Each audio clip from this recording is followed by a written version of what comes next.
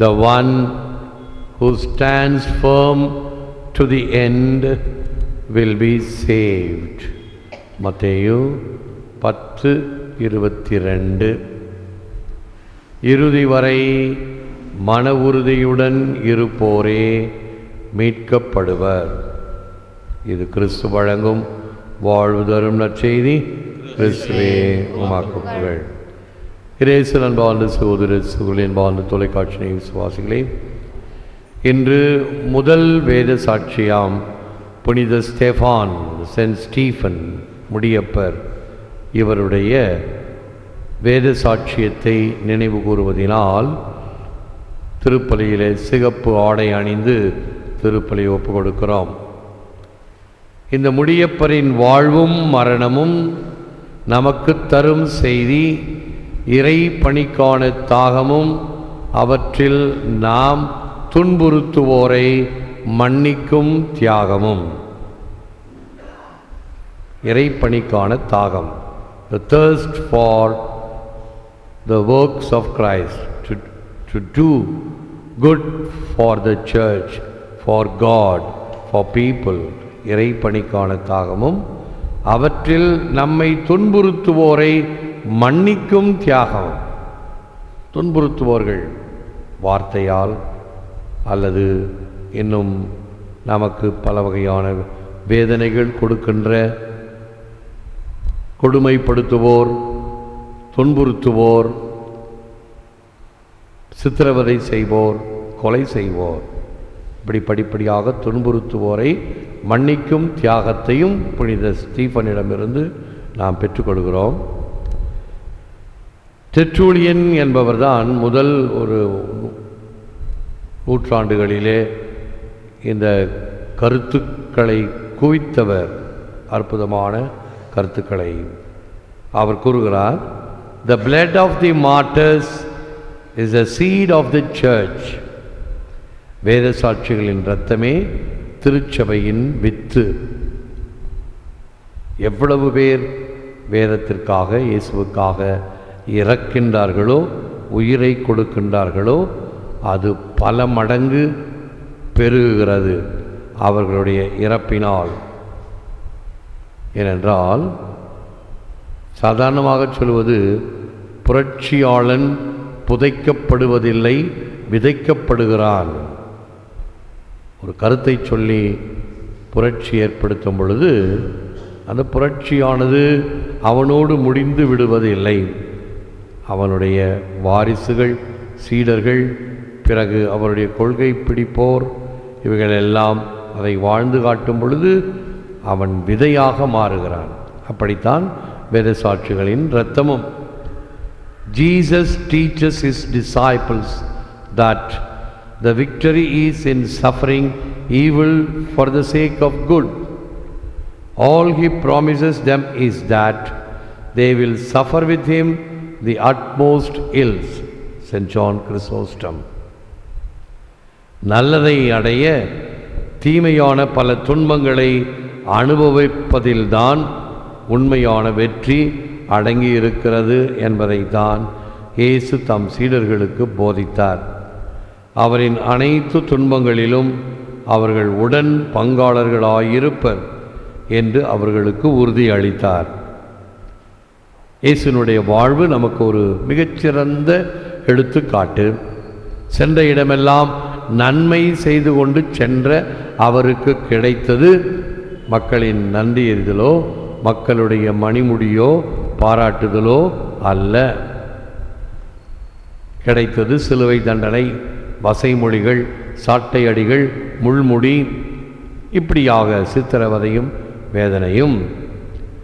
இயேசுவை பின்பற்றுவோருக்கும் அவரோடு உடன் இருப்பவர்களுக்கும் இயேசுவினுடைய முழுமையான இந்த விழுமியங்களை கடைபிடிக்கும் பொழுது இப்படிப்பட்ட சோதனைகளும் வேதனைகளும் ஏற்படும். அதை தாங்கிக் கொள்ளுகின்ற மன உறுதி வேண்டும். 1 பேதுரு 2:21. கிறிஸ்துவும் உங்களுக்காக துன்புற்று ஒரு முன் மாதிரியை வைத்து சென்றுள்ளார். எனவே நீங்கள் அவருடைய அடிச்சுவடுகளை பின்பற்றுங்கள். நமக்கு முன்னால் ஒரு மாதிரிகை காட்டிச் சென்ற ஆண்டவர் இயேசு கிறிஸ்துவினுடைய படிப்பினை நமக்கு ஒரு வாழ்வாக பாடமாக அமைய வேண்டும்.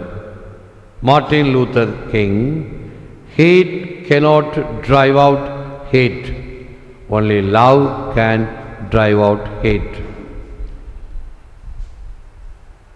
வெறுப்பு வெறுப்பை வெளியேற்ற முடியாது, அன்புதான் வெறுப்பை வெளியேற்ற முடியும். தீயினால் தீயை அணைக்க முடியாது. தீயை அணைக்க வேண்டுமென்றால் தண்ணீர் ஊற்ற வேண்டும். அதுபோன்று தீமையை அணைக்க வேண்டும், அழிக்க வேண்டுமென்றால் அன்பினால்தான் அதை அழிக்க முடியும் என்பதை இந்த அமெரிக்க நாட்டில் இருந்த தலைவரும் சரி, நம்முடைய தேச தலைவர் காந்தியடிகளும் சரி, இதை பின்பற்றியவர்கள். எனவே நம்முடைய திருவழிபாட்டில் கிறிஸ்மஸுக்கு அடுத்த நாளே நாம் இந்த முடியப்பரின் வேத சாட்சியத்தை நினைவு கூறுகிறோம். ஏனென்றால் கிறிஸ்துவுக்காக உயிர் நீத்த எண்ணற்ற வேத சாட்சிகளில் முதலாம் அவர் இவர், த ஃபர்ஸ்ட் புரோட்டோ மார்டர் என்று அழைக்கப்படுகின்ற அவரின் முன்மாதிரியை பின்பற்றுவோம். ஜெபம். Lord Jesus, you are coming in the flesh to redeem us. Give us cause for great rejoicing, even in the midst of trials and pain. Help me to patiently and joyfully accept the hardships, adversities and persecution which come my way in serving you. Strengthen my faith and give me courage that I may not shrink back from doing your will. ஆண்டவராகிய இயேசுவே, எமை மீட்க மனு உருவெடுத்த வருகை எமக்கு மகிழ்ச்சி அளிக்கிறது. உமக்கு பணிபுரிவதில் ஏற்படக்கூடிய எதிர்ப்புகளையும் துன்பங்களையும் நாங்கள் பொறுமையுடனும் மகிழ்ச்சியுடனும் ஏற்றுக்கொள்ள உதவியருளும். எம் விசுவாசத்தை உறுதிப்படுத்தும் மனத்திடன் தாரும். உம் சித்தத்தை நிறைவேற்றுவதில் மருளாமலும் மிரளாமலும் பின்வாங்காமலும் இருக்க உதவியருளும். எல்லாம் வல்லவரே, நல்லவரே, உம்மை போற்றுகிறோம், புகழ்கிறோம், நன்றி கூறுகின்றோம். தேவரீர் அமைந்த நற்கருணையிலே எமக்காக விற்றிருக்கின்றீர். உமக்கே நன்றி, துதி, தோத்திரம், புகழ் உண்டாவதாக.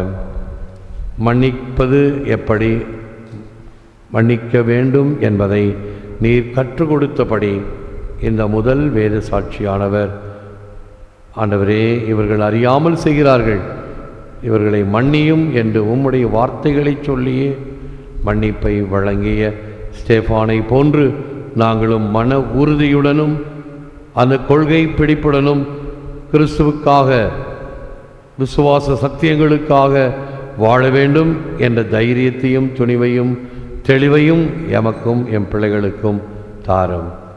இந்த நேரத்தில் வல்லமையோடு செயல்படுகின்ற நற்கருணைநாதரின் ஆற்றலை பெறுவதற்காக பல இடங்களில் ஆண்டவரை தரிசித்து தொட்டு விசுவாசத்துடனும் நம்பிக்கையுடனும் செபிக்கின்ற எண்ணில்லாத மக்களின் வேண்டுதல்களை ஏற்றருளும்.